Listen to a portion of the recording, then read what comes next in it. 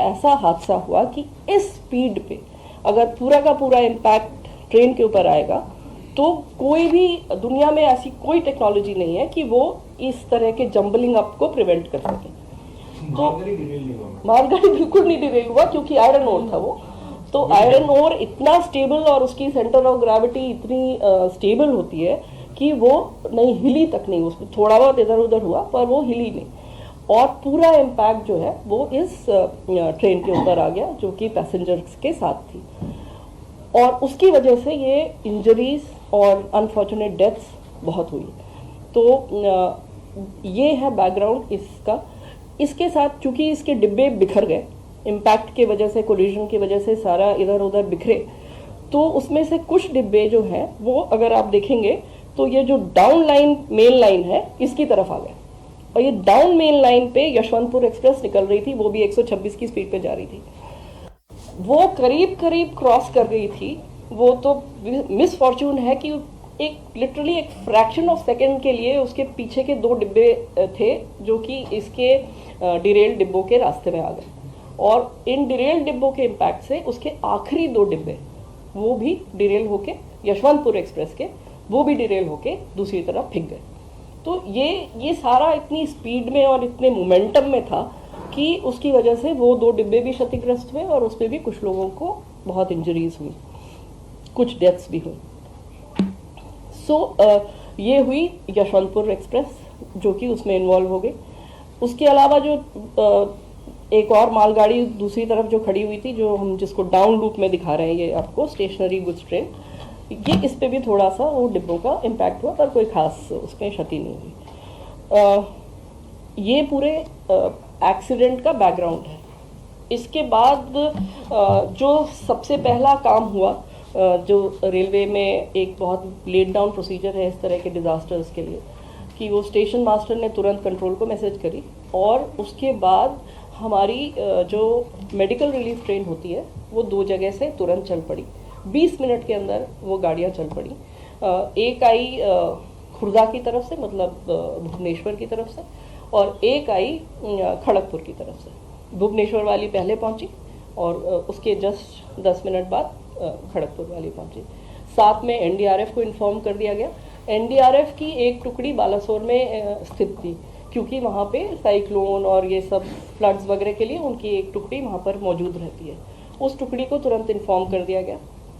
ये भी मैं बताना चाहूँगी कि हम लोगों की एनडीआरएफ के साथ कंटिन्यूअस इस तरह की घटनाओं से बचने के लिए एक्सरसाइज चलती रहती है, कोऑर्डिनेशन चलता रहता है, और हम लोग बहुत सारी मॉक ड्रिल्स करते हैं।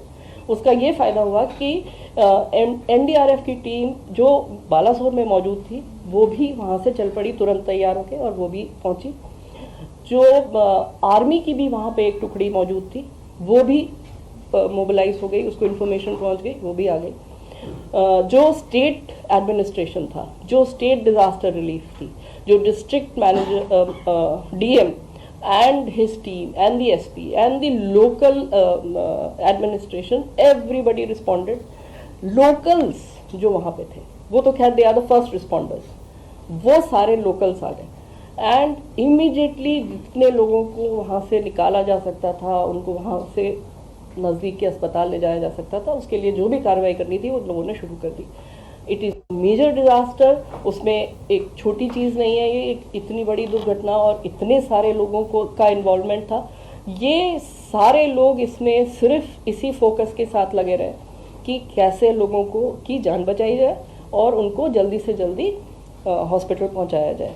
और जो हमारे डॉक्टर्स वहाँ पे पहुँच गए थे, लोकल डॉक्टर्स, डिस्ट्रिक्ट के डॉक्टर्स पहुँच गए थे, वो फर्स्ट एड वहाँ पे करके एंड इमीडिएटली जो भी इंजर्ड थे उनके लिए जो साधन मिला, जो फर्स्ट अवेलेबल साधन मिला, उससे लोगों को मूव करना शुरू कर दिया।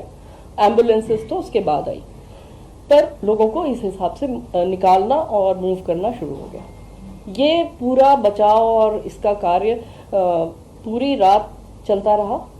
सुबह तक 3 तारीख की सुबह तक जब सारे वरिष्ठ अधिकारी भी पहुंच गए वहाँ पे, मंत्री जी खुद पहुंच गए, भी ये काम चलता रहा। और करीब दोपहर के 2 बजे के करीब जितने भी लोग उसमें या तो फंसे थे या जिस भी तरह से थे उनको निकाल लिया गया।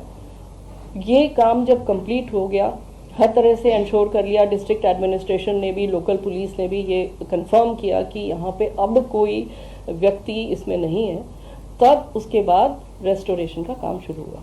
इसलिए रेस्टोरेशन में अभी समय लगेगा। रेस्टोरेशन में भी बहुत बड़ा काम है, क्योंकि यहाँ पे ट्रैक वगैरह सब कुछ एकदम डैमेज हो गया। जो OHE के पोल जिसपे कि बिजली के तार चलते हैं वो सब कुछ डैमेज है, तो वो रेस्टोरेशन का काम चलता रहा। उसके बाद पूरी रात मंत्री जी खुद वहाँ पे उसको सुपरवाइज करते रहे सीनियर ऑफिसर्स के साथ। हमारे रेलवे बोर्ड के चेयरमैन साहब और हमारे मेंबर इंजीनियरिंग जो हैं वो खुद, और मेंबर रोलिंग स्टॉक, सब लोग वहाँ पर रहे, जनरल मैनेजर्स, DRMs, सब लोग वहाँ पे, अपार्ट फ्रॉम हमारी टीम्स जो कि लेबर, सारा टेक्निकल टीम्स, सारे मटेरियल जो चाहिए रिप्लेस करने के लिए, सब लोग वहाँ पे मोबिलाइज होते रहे। सारी रात वो गाड़ियाँ भी शटल की तरह से चलती रहीं और वो सामान वहाँ पे पहुँचा के, अभी आप देख ही रहे हैं कि रेस्टोरेशन का काम बहुत तेज़ी से चल रहा है। शायद शाम तक 8-5 बजे तक हमको एक लाइन मिलने की उम्मीद है। हो भी सकता है कि अगर काम ठीक चला तो दोनों लाइनें इस लायक हो जाएंगी कि कुछ गाड़ियाँ निकल सकें, धीमी गति से निकल सकें। सर नहीं, I am talking about the main line. पहले मेन लाइन देंगे क्योंकि गाड़ियां निकलने लगे, उसके बाद फिर आगे देखते हैं।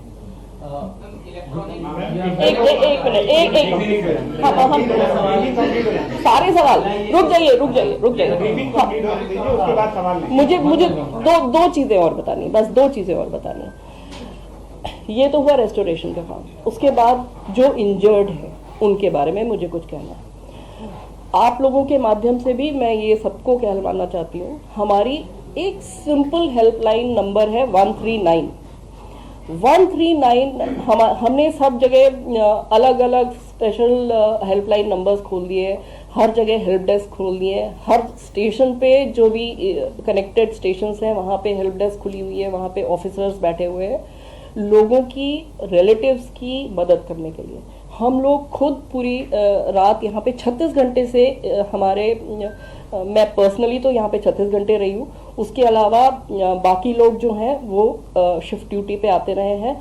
हमारा एक वॉर रूम है, वो हम आपको दिखाएंगे, वहाँ से हम सारा कोऑर्डिनेशन कर रहे थे यहाँ से, जो कि दूसरी एजेंसीज के साथ चाहिए, पैसेंजर्स के साथ चाहिए, जो इंजर्ड हैं उनके साथ चाहिए, उनके रिलेटिव्स के साथ चाहिए,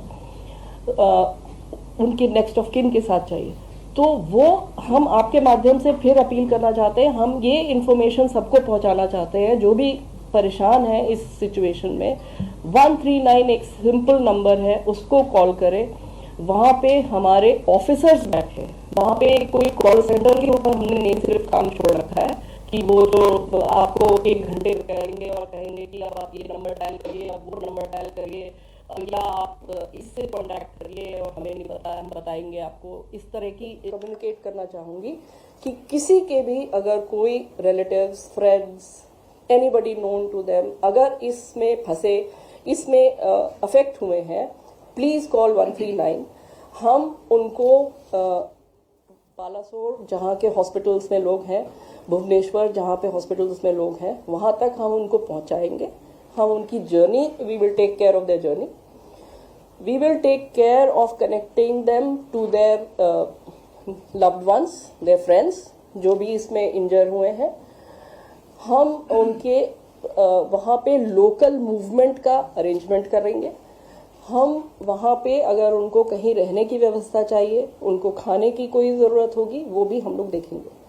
हर एक पेशेंट के साथ हमारा एक स्काउट एंड गाइड नॉमिनेटेड है, जो कि उस पेशेंट की और जितने भी उनके रिलेटिव्स, उनके वेल विशर्स उनके साथ है, उनके साथ उनकी जितनी भी तरह की मदद उनको चाहिए, किसी भी तरह की मदद उसको करने के लिए तैयार है। तो ये प्लीज़ इन्फॉर्मेशन फैलाने की ज़रूरत है, ये सबको बताने की ज़रूरत है कि वो परेशान नहीं हो। 139 पे कॉल करेंगे तो हम उनके साथ कनेक्ट हो जाएंगे, फिर हमारी जिम्मेदारी, it is our responsibility to connect to them. ये एक आइटम। दूसरा, जो एक्सग्रेशिया पेमेंट अनाउंस हुआ है, मंत्री जी ने जो माइनर इंजरी है उसके लिए 50,000, जो सीरियस इंजरी है उसके लिए 2 लाख, और अगर किसी की अनफॉर्चुनेटली डेथ हो गई है तो उनके नेक्स्ट ऑफ किन को 10 लाख 10 लाख की घोषणा की हुई है। ये हम लोग कंटिन्यूअसली इसका वितरण कर रहे हैं। जितने भी इंजर्ड लोग हैं और जो हॉस्पिटल में हैं अभी भी, उनको हम लोगों ने इंश्योर किया है कि उनको एक्सग्रेशिया पेमेंट तुरंत हो जाए। उनको जिस भी तरह की आर्थिक मदद चाहिए वो तो मिल ही जाए। उसके अलावा हमें जो करने की और आवश्यकता है वो हम कर ही रहे हैं, वो मैंने आपको बताया है। 5 जगह टोटल 3.22 करोड़। हाँ।